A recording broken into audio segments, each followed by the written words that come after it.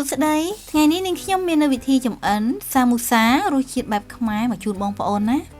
សម្រាប់សាមូសានេះគឺជាមុខម្ហូបញ៉ាំលេងបងប្អូនដែលមានរសជាតិឆ្ងាញ់ហើយងាយស្រួលក្នុងការចម្អិនទៀតផង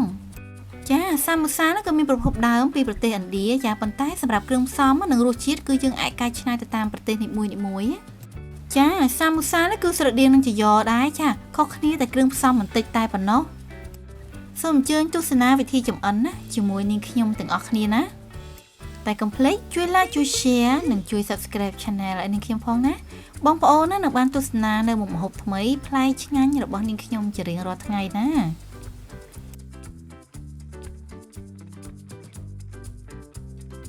សម្រាប់គ្រឿងផ្សំថ្ងៃនេះគឺនាងខ្ញុំមានសាច់គោចំនួន3ខាំ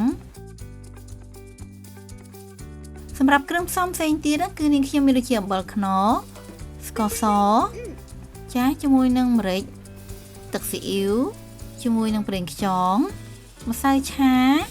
ចាមាននៅម្សៅបំពងមាននៅសម្បកសាំងពពាចាយើងអាចញ៉ាំជាមួយនឹងទឹកប៉េងប៉ោះជាមួយនឹងទឹកម្ទេសឬក៏ទឹកត្រីបុកក៏បានដែរណាបងប្អូនចាហើយក៏មានគ្រឿងផ្សំបែបខ្មែរដូចជាគល់ស្លឹកគ្រៃចាស្លឹកក្រូចសើចជាមួយនឹងរមៀតរំដេងចាបន្ថែមជាមួយនឹងខ្ទឹមសមិនភ្លេចជាមួយនឹងខ្ទឹមក្រហមផងដែរណាបងប្អូន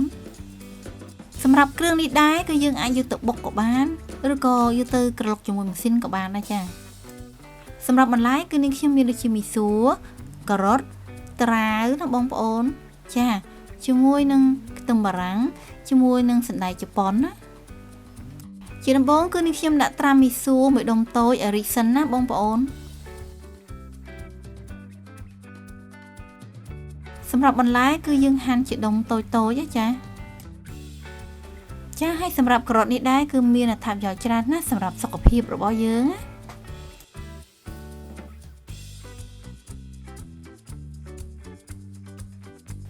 សម្រាប់បន្លែដែលសំខាន់ហើយមានរសជាតិឆ្ងាញ់បងប្អូនក្នុងការធ្វើសាមូសាហ្នឹងឬក៏ជីយ៉គឺត្រាវនេះឯងចា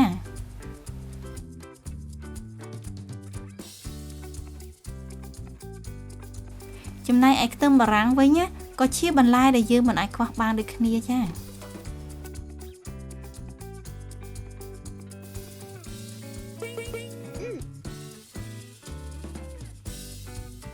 សម្រាប់សណ្តែកជប៉ុននេះប្រសិនបើបងប្អូនមិនមានមិនបាច់ដាក់ក៏បានដែរចាយើងអាចចំនួនឲ្យបន្លែផ្សេងបានណា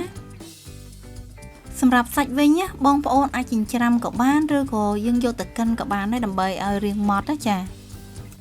ហើយសម្រាប់សាមូសានេះដែរគឺយើងអាចប្រើដូចជាសាច់គោសាច់មាន់ឬក៏សាច់បង្គាក៏បានដែរ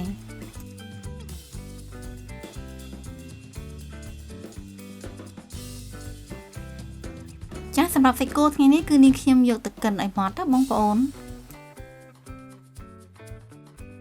បន្ទាប់មកលាយម្សៅឆាចុងស្លាបព្រាបាយជាមួយនឹងម្សៅបំពងចុងស្លាបព្រាបាយចាបន្ថែមជាមួយនឹងទឹកបន្តិចទេបងប្អូនយើងលាយនេះគឺកុំឲ្យរាវពេកហើយក៏កុំឲ្យខាប់ពេកដែរចាយើងលាយទុកប្រើសម្រាប់ពេលដែលខ្ចប់សាមូសាណាបងប្អូន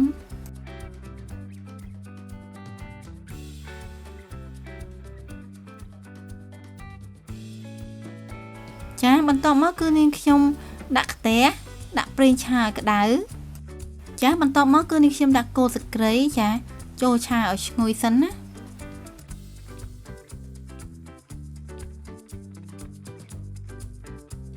ចាបន្ទាប់ពីគល់ស្លឹកគ្រៃរបស់យើងឈ្ងុយហើយទើបយើងបន្ថែមជាមួយនឹងខ្ទឹមបារាំងណាបងប្អូនចាចូលឆា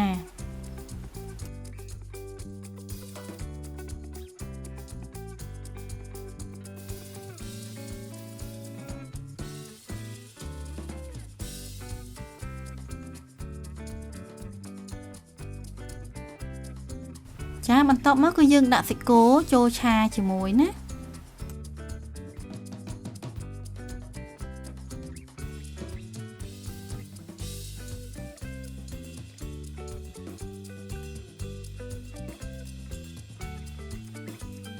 ចាដែលបន្ថែមគ្រឿងផ្សំមានទឹកស៊ីអ៊ីវ1ស្លាបព្រាបាយជាមួយនឹងប្រេងខ្យង1ស្លាបព្រាបាយ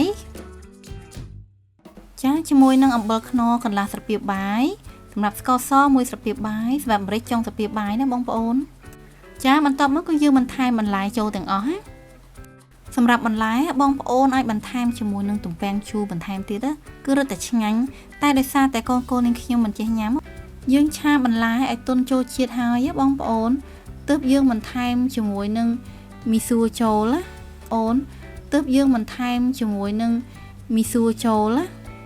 សម្រាប់មីសួរហ្នឹងគឺយើងត្រូវការកាត់ឲ្យរាងខ្លីៗបងប្អូនចាគឺយើងឆាបន្លែនិងសាច់ហ្នឹងឲ្យឆ្អិនប្រហែលតែ60ទៅ 70% បានហើយណាបងប្អូនចាព្រោះយើងត្រូវខ្ចប់ឲ្យបំពងបន្ថែមទៀតណាបងប្អូន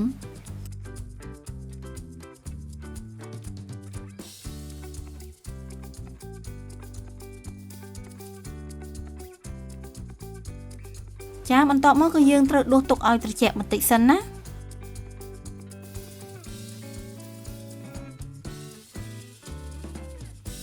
ចាឥឡូវនេះគឺនាងខ្ញុំចាប់ផ្ដើមខ្ចប់សាមូសាដែលប្រើសម្បកតាំងពពាណាចាបងប្អូនអាចប្រើសម្បកចាយ៉មកខ្ចប់ក៏បានដូចគ្នាដែរ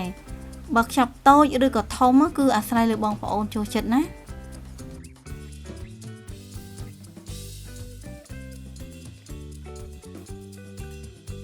ចារួចហើយគឺយើងលាបទឹកម្សៅដែលយើងបានលាយទុកហ្នឹងដើម្បីបិទមុខឲ្យជាប់ណាចាសម្រាប់សាមូសាគឺយើងប្រើគ្រឿងផ្សំបែបខ្មែរប្រសិនជាប្រទេសឥណ្ឌាឬក៏ប្រទេសផ្សេងៗទៀតគឺគេមានគ្រឿងផ្សំសម្រាប់ចម្អិនសាមូសានោះផ្សេងៗគ្នាបងប្អូនតែសម្រាប់គ្រឿងផ្សំសាមូសាបែបខ្មែរនេះវិញណាគឺក្លិនឈ្ងុយហើយមានរសជាតិឆ្ងាញ់មែនតើណា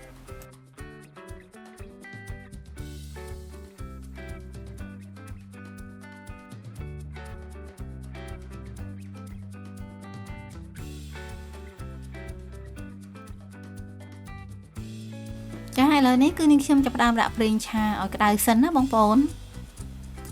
នៅពេលដែលប្រេងឆាក្តៅហើយគឺយើងត្រូវបន្ថយភ្លើងឲ្យនៅតិចបានហើយចាព្រោះសម្បកចាយ៉ឬក៏សម្បកសាពពានេះគឺងាយឆ្អិនហើយក៏ងាយខ្លោចដែរណាបងប្អូនយើងប្រើភ្លើងចង្ក្រានហ្នឹងតិចបានហើយបងប្អូនចាទើបឆ្អិនសព្វល្អហើយស្រួយឆ្ងាញ់ទៀតផងចាការបំពងហ្នឹងគឺឆាប់ឆ្អិនហើយមិនប្រើរយៈពេលយូរទេណាសម្រាប់សាមូសានេះគឺខុសពីចាយ៉ត្រង់យើងបន្ថែមគ្រឿងបុកចូលជាមួយនឹងមីសួរណាបងប្អូនប៉ុន្តែសម្រាប់វិធីចម្អិនវិញគឺដូចគ្នាណាបងប្អូនចាហើយសម្រាប់រសជាតិវិញគឺឆ្ងាញ់ប្លែកម្យ៉ាងម្នាក់ណាចាហើយកុំភ្លេចណាឧស្សាហ៍ប្រែផងបងប្អូនចាដើម្បីឲ្យឆ្អិនសព្វល្អ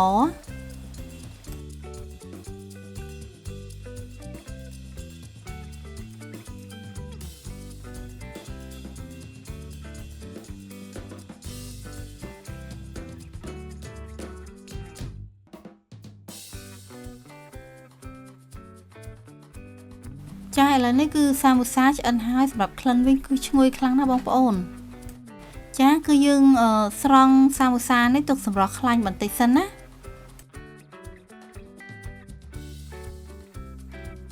ចាសាមូសាឆ្ងាញ់ពិសេសរបស់នាងខ្ញុំថ្ងៃនេះគឺរួចរាល់ហើយអញ្ជើញមកញ៉ាំជាមួយនាងខ្ញុំទាំងអស់គ្នាណាកុំភ្លេចណាសាកល្បងចម្អិនញ៉ាំទាំងអស់គ្នាណាចាប្រសិនបងប្អូនមានចម្ងល់អ្វីអាច comment នៅខាងក្រោមវីដេអូរបស់នាងខ្ញុំបានណាចាប្រសិនបើបងប្អូនពេញចិត្តនៅវីដេអូរបស់នាងខ្ញុំណាកុំភ្លេចណា